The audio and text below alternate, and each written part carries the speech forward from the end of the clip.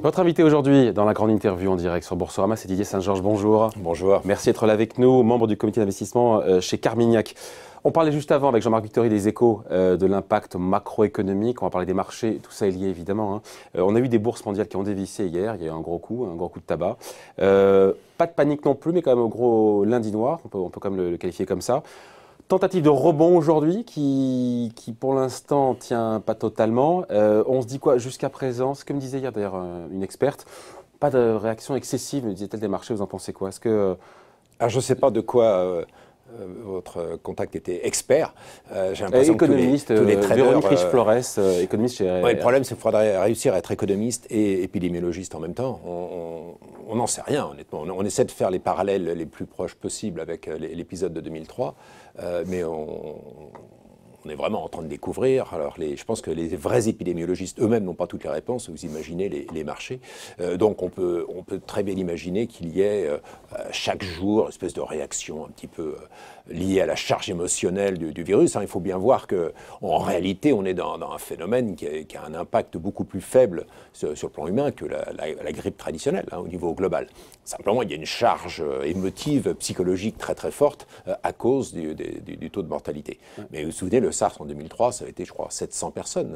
800, ouais. 800, je crois, c'est peut-être 600 en Chine, Hong Kong, et puis une centaine ou deux en dehors. Donc la réaction des marchés, donc vous en pensez quoi? Hier, c'était logique qu'on ait ce lundi noir, que les marchés marquent le coup parce que... Il faut regarder le contexte. C'est-à-dire que pour les marchés, il n'y a pas que cela. Il y a également le reste de ce qui a fait monter les marchés là où ils sont arrivés encore récemment, sur la triade habituelle que sont l'économie réelle. Alors, vous allez parler un petit peu dans l'impact du coronavirus, puis la liquidité, politique monétaire, et puis le sentiment. Et il faut se souvenir qu'en fin d'année dernière, grosso modo le dernier trimestre, ça va même commencer un petit peu avant, tout était passé au vert, c'est-à-dire que vous aviez une forme de stabilisation globale au plan économique, la Fed et la BCE, politique monétaire, qui était à se remettre en marche forcée d'apport de liquidité, et puis un sentiment qui s'était amélioré parce que c'était l'accord entre la Chine et les États-Unis,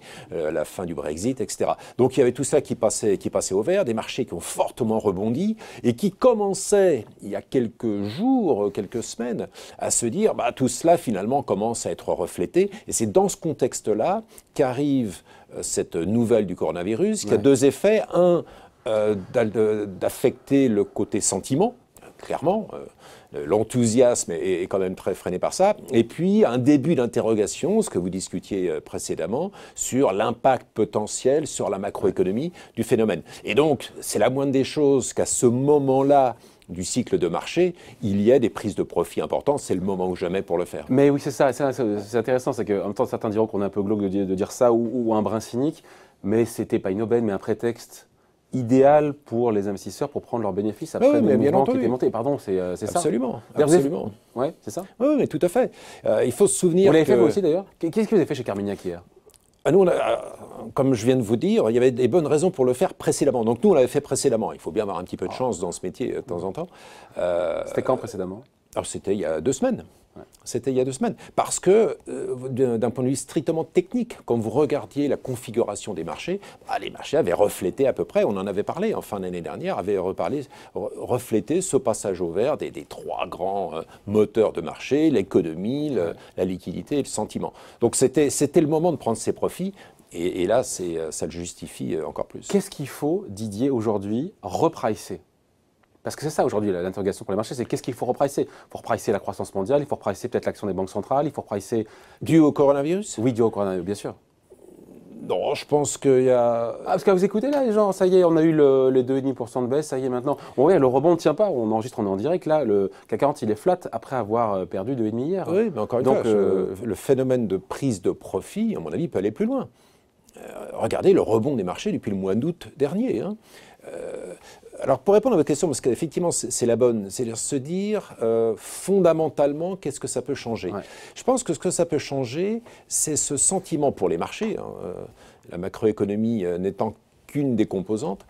Pour les marchés, ça peut quand même changer la vivacité de l'éventuelle reprise. C'est-à-dire qu'on était en reprise, en ralentissement économique 2018-2019, et 2020, c'était l'idée d'une stabilisation composée grosso modo de Chine, Europe, qui reprennent un petit peu. En revanche, des États-Unis qui continuent de ralentir, parce qu'ils sont un petit peu en retard sur le cycle. Et donc, cette espèce de gradient de la reprise, c'est le bas de cycle, c'est cela qui peut être un petit peu remis en cause. Alors, ce qui est intéressant quand vous observez les marchés depuis quelques jours, on va dire depuis la semaine dernière, sur les marchés actions, on en a parlé, mais remarquez bien quand même que dans leur composition, ce sont les valeurs cycliques qui sous-performent de nouveau et les valeurs défensives qui surperforment. Et le marché obligataire le confirme. C'est-à-dire que les taux d'intérêt sur le long, et notamment aux États-Unis, ont baissé sensiblement. C'est-à-dire que le marché est en train de répondre à votre question en se disant il faut probablement considérer que même si le train généralement ne déraille pas,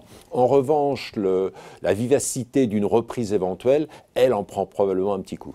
Ouais. Après, encore une fois, vous écoutez, ça reste aujourd'hui le facteur numéro 1 regardé par les marchés, ce coronavirus. Parce que vous écoutez, oui, ça arrive au mauvais moment, mais bon, il n'y a pas que ça à regarder. Non, aujourd'hui, on a tous les yeux rivés, j'imagine vous surtout, sur est-ce qu'il y aura des morts en dehors de Chine? Est-ce qu'il y a une accélération, encore une fois, de l'épidémie? Est-ce qu'elle est partie pour durer plusieurs semaines, plusieurs mois? Est-ce qu'il y a le pic d'infection, est-ce qu'il sera atteint?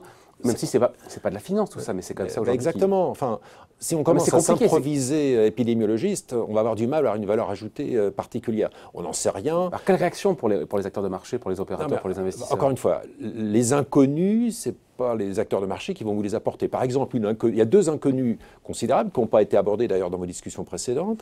La première, c'est quels sont les moyens qu'a la Chine pour relancer l'économie au deuxième semestre. Mettons que ce frein joue grosso modo sur le premier semestre, en tout cas un gros premier trimestre. En 2003, il y avait une relance par des dépenses d'infrastructures très importantes. Et c'était ce qui avait permis à l'économie chinoise puis globale, puisque les dépenses d'infrastructures ont cette capacité à entraîner les importations de matériaux, de matières premières, etc. 2003, ça avait été au deuxième semestre une forte relance chinoise qui avait entraîné la relance globale. Pékin a les moyens de relancer? Voilà, c'est une première question essentielle. Mais oui, Pékin, ils ont les moyens de relancer. Ça, c'est pas une question pour les épidémiologistes. Ça, c'est une question pour les économistes. Et en effet, on peut considérer aujourd'hui que vu le niveau du prix de l'immobilier en particulier en Chine, vu la décision très stratégique de Xi Jinping d'arrêter l'expansion économique par l'endettement, une relance par des dépenses d'infrastructures est beaucoup plus improbable qu'elle était en 2003. On peut probablement avoir davantage un coup de pouce monétaire. Là, il y a un peu de la place. Ce qui voudrait dire, encore une fois, là, ce sont des vraies réflexions d'hommes de marché ou d'économistes. Si l'ajustement, une espèce de soutien à la croissance qui sera peut-être nécessaire en Chine... On n'aura pas les réponses à tout ça. Non, mais on n'aura pas les réponses tout de suite à tout ça. Donc pour les acteurs de marché, sur quoi ils se basent aujourd'hui pour acheter, vendre? C'est ce que j'essaie de vous expliquer. Allez. On peut raisonnablement anticiper qu'une relance ne sera pas faite par des dépenses d'infrastructure, une dépense budgétaire. Donc ce sera probablement lié à une politique monétaire. Si la politique monétaire s'assouplit en Chine pour soutenir la croissance à cause du phénomène du virus, alors ça veut dire probablement que la monnaie chinoise pourrait s'affaiblir. C'est-à-dire s'il baisse les taux d'intérêt, s'il baisse les réserves obligatoires, la monnaie chinoise pourrait s'affaiblir. Ce qui veut dire qu'on est dans un environnement là qui pourrait vouloir dire que les pressions déflationnistes, par exemple, pourraient s'accentuer un petit peu, puisque les biens chinois exportés seraient moins chers. Donc là, si vous êtes économiste, oui, mais donc vous présentez dans ce sens-là. Par exemple, ça veut dire que les taux d'intérêt aux États-Unis, probablement, vont rester très bas. Donc quand vous êtes investisseur, ou l'action de la Fed? Les taux longs. Là, je parle l'instant des taux longs, c'est-à-dire simplement la réaction des marchés à cette baisse possible de la monnaie chinoise. Donc quand vous êtes investisseur, ça c'est important, parce que vous vous dites quels sont les outils, quels sont les investissements que je veux faire, si je fais l'hypothèse que les taux d'intérêt américains, au lieu de remonter, ce qui était assez logique dans une idée de relance économique, au contraire baissent. Donc ça, pour les investisseurs obligataires, c'est important, pour les investisseurs actions également, parce que vous ne détenez pas les mêmes titres selon que les taux d'intérêt vont monter ou baisser. L'autre question effectivement, qu'on peut se poser en tant qu'économiste, c'est de se dire, une fois qu'on a traité les capacités de réaction de la Chine, ce sera les États-Unis. Est-ce que la Fed, en effet, peut être amenée à, elle aussi, donner un petit coup de pouce? là, c'est un jugement d'économistes. Nous, on a le sentiment qu'ils vont être très, très réticents à donner un coup de pouce, parce que la bourse s'est extrêmement bien tenue, l'économie américaine, pour l'instant, se tient à peu près, on voit mal la Fed donner un coup de pouce. Bien sûr, mais si le Wall Street est 10% plus bas, tout ce qu'on dit là sera faux. Non, pas forcément, parce que si on est dans un schéma à la 2003, c'est-à-dire vous avez effectivement une chute des marchés. Mais 10%, les marchés... Wall Street a perdu 10% voilà, en moins de 3 mois en 2003. Il n'est pas illogique que ça se reproduise a priori. Exactement, c'est tout à fait concevable. Et donc la question est de se dire, dans ce cas-là, est-ce que la Fed serait amenée à de nouveau intervenir? Vous n'y croyez pas? Ce n'est pas certain du tout, parce que le parallèle avec 2003 encourage rapidement les investisseurs à regarder l'étape d'après. Au-delà, voilà, à regarder au travers du phénomène. Or, en 2003, alors c'est là qu'il faut faire attention de faire les comparaisons qui se tiennent. En 2003, en effet, les marchés auraient eu tout intérêt à regarder au-delà de 3 mois, parce que derrière, les marchés ont rebondi très fortement. Ils partaient plus bas, ils partaient plus bas. Enfin, évidemment. Enfin, non, ils avaient beaucoup baissé précédemment. Mais le point bas du S&P aux États-Unis, ça a dû être au mois de février en 2003. Donc, non, mais cette chute de 10%, ça fixe un peu les idées. C'était pas le début d'une baisse, quoi. Cette baisse de 10% en 2003, ça fixe un peu les idées. On se dit que c'est le tarif minimum sur ce qu'on vit aujourd'hui sur le coronavirus ou pas? Aucune. Encore une fois, si vous êtes épidémiologiste, vous avez peut-être une idée de cela. Moi, je ne le suis pas. Par exemple, une des questions sur lesquelles on n'a aucune réponse aujourd'hui, c'est est-ce qu'il pourrait y avoir, dans les prochaines semaines, des cas avérés en Inde? On n'en sait rien. Vous savez qu'avant que Wuhan soit bloqué, on considère qu'il y a 5 millions de personnes qui ont réussi à quitter la ville. Absolument. Ces 5 millions-là, il est possible qu'un certain nombre soient en situation d'avoir contaminé d'autres personnes. En Inde, vous avez une situation de population et de contrôle sanitaire qui est telle que là, on aurait une problématique de propagation. On n'en sait rien. Donc aujourd'hui, quand vous êtes investisseur, vous ne pouvez pas commencer à spéculer là-dessus. En revanche, ce que vous pouvez vous dire simplement, c'est qu'il y a un phénomène de marché à court terme qui est tout à fait renforcé par la configuration de marché qui prévalait précédemment. Et c'est pour ça qu'une baisse de 10% est tout à fait concevable. C'est absolument pas choquant. Et la question est de se dire, est-ce que ce sera le début d'une déroute de marché? Et pour l'instant, moi, ça ne me semble pas du tout convaincant. Et ce sera peut-être l'opportunité pour beaucoup de rentrer. Pour l'instant, c'est plutôt ce qu'on un peu cynique. Et encore une fois, sous réserve de l'actualité de la contagion d'ici là. Avec des boîtes européennes quand même qui sont aujourd'hui, les grandes firmes européennes qui sont plus dépendantes, plus exposées à la Chine qu'elles ne l'étaient à l'époque du SRAS. Bien sûr, bien sûr. Donc potentiellement plus en risque. C'est intéressant ça. L'histoire ne se répète pas de la même façon. Oui, enfin, je pense que vous en avez parlé précédemment. La taille de l'économie chinoise a été multipliée par 8 depuis 2003. Mais le poids des boîtes, et l'intégration de la Chine au reste du monde est beaucoup plus importante. Donc effectivement, à la fois sur le plan industriel, le secteur automobile est très présent en Chine, y compris le secteur automobile français, et bien entendu les exportations de biens de consommation. Donc le coup de froid, 2% de PIB en 2003, c'est énorme sur un trimestre. Lui, il est garanti. La seule question qui vaut, c'est de se dire, est-ce qu'on peut raisonnablement, en tant qu'investisseur, passer au-dessus? C'est-à-dire regarder au-delà de cette période qui va être très brutale pendant 3-4 mois. C'est ça la question. Et votre sentiment, c'est oui. C'est qu'il y aura une réponse politique, notamment monétaire. Voilà, si ce n'est qu'elle sera probablement monétaire et non pas budgétaire. Et donc les conséquences ne sont pas les mêmes pour la croissance et pour la monnaie.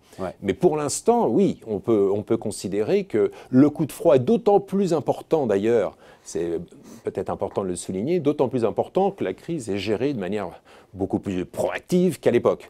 Il y a un petit retard à l'allumage quand même. Voilà, il y a un petit mois quand même. Ça reste la Chine. Mais en tout cas, depuis qu'ils ont allumé les moteurs, c'est on-off. Depuis qu'ils ont allumé les moteurs, ils traitent de manière très, très forte. Il n'y avait pas eu ces phénomènes de quarantaine aussi forts en 2003. Donc aujourd'hui, c'est traité de manière très forte. Ça a deux conséquences. La première, c'est qu'on peut imaginer quand même que les dégâts ne se propageront pas trop longtemps. Mais le corollaire de ça, c'est que dans un premier temps, ça vous gèle complètement l'économie. Donc ça raccourcit peut-être la durée du problème, mais ça le rend plus profond à court terme. Bon, donc si on devait résumer, parce qu'on a dit beaucoup de choses, comme souvent avec Didier, il n'est pas exclu que les marchés perdent 10% à court terme. On ne l'exclut pas. Ce serait même relativement logique au vu de ce qui s'est passé dans le passé. Ça ne remet pas nécessairement en cause la trajectoire haussière des marchés parce qu'il y aura une réponse politique, notamment monétaire, qui sera apportée. C'est ça? C'est ça. Qu'est-ce qu'on a? Non, absolument. Oui, alors c'est ça qu'il faut vérifier. C'est-à-dire, est-ce qu'effectivement on aura cette réaction? Alors, comme vous dites politique, c'est au sens économique du mot, c'est-à-dire politique monétaire ou politique budgétaire, en Chine d'une part et dans le reste du monde ailleurs. En Europe, on n'a pas trop de marge de manœuvre, donc il faut espérer qu'on n'en ait pas besoin. Aux États-Unis, la question est là. Pour l'instant, les marchés s'attendent à grosso modo encore une petite baisse de taux dans l'année. Probablement que la Fed... Non, mais probablement que la Fed n'a certainement pas envie d'en faire davantage. Ils n'ont pas du tout envie. Là, le message aujourd'hui a été on se met en pause et on ne bouge plus, sauf vraiment raison majeure. Et peut-être qu'on l'a, la raison. Donc, voilà, c'est la question. Et pour l'instant, on ne l'a pas. Donc pour l'instant, le sujet la réponse de politique économique au sujet, il est en Chine. La réponse, elle est là aujourd'hui. Or, la marge de manœuvre de la Chine est beaucoup plus faible qu'elle était en 2003. Elle est principalement monétaire. Et donc, le sujet qu'on regarde, nous, en tant qu'investisseurs, c'est si on a une réponse monétaire de la Chine pour soutenir l'économie... C'est mieux une réponse budgétaire? Ça dépend sur quoi vous êtes investi. Réponse budgétaire, vous relancez l'économie par des dépenses, etc. Donc, vous aggravez votre endettement. Et en revanche, vous avez une force d'entraînement sur tout un tas de secteurs. Politique monétaire, vous allez faciliter simplement la situation de liquidité dans l'économie, vous allez faire baisser votre monnaie, faire baisser les taux d'intérêt. Donc les conséquences sur les marchés sont complètement différentes. On préfère quoi? On préfère une relance budgétaire pour le coup, même si il n'y a pas de moyens, il y a moins de moyens qu'en 2003, mais manifestement c'est quand même mieux non, pour relancer l'économie. Enfin, encore une fois, ce qu'on préfère, peu importe, ça dépend comment vous êtes positionné. L'important, c'est de ne pas se tromper parce que les conséquences ne sont pas du tout les mêmes. Pas du tout les mêmes. Dans un cas, vous allez relancer l'inflation, dans un cas, vous allez créer de la déflation. Donc, les conséquences sont complètement différentes. Si vous pensez que vous avez une relance budgétaire, alors il vaut mieux avoir des sensibilités faibles dans vos portefeuilles obligataires parce que les taux risquent de remonter, anticipation de l'inflation. Si au contraire, vous dévaluez la monnaie, alors les exportations chinoises seront moins chères, donc vous aurez une pression déflationniste. Donc, c'est pas la question de savoir ce qu'on préfère ou ce qu'on préfère pas, c'est la question de ne pas se tromper, parce que la façon dont il faut être positionné est complètement différente. Bon, en tout cas, ça va être chahuté encore à court terme, ça on l'a compris, parce que... je pense. Bon, on en reparlera d'ici là, il reviendra nous voir, Didier Saint-Georges. Merci d'avoir été avec nous. Merci à vous. Membre du comité d'investissement chez Carmignac, invité à la grande interview en direct sur Boursorama. Merci.